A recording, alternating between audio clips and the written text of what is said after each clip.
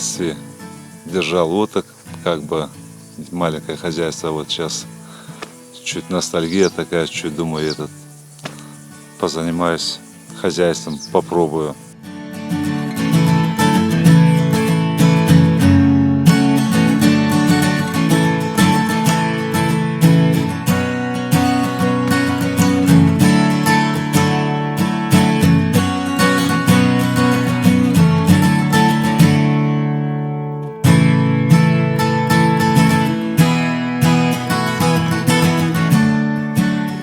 Выгодно, невыгодно, не знаю. Мне просто нравится это дело. Я вот из-за этого вот пока занимаюсь.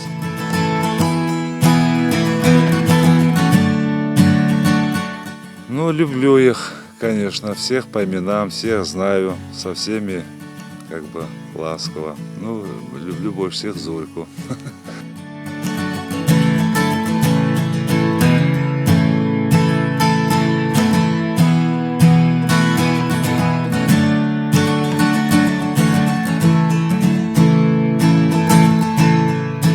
Хотелось бы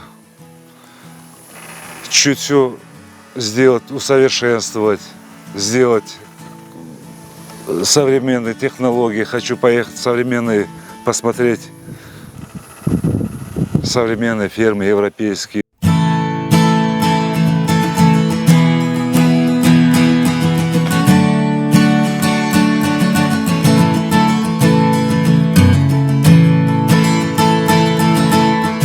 Ну, хотелось бы, чтобы эта ферма осталась, чуть сделать его получше, развить, чтобы сыну передать это, чтобы сын дальше продолжал мое вот хозяйство.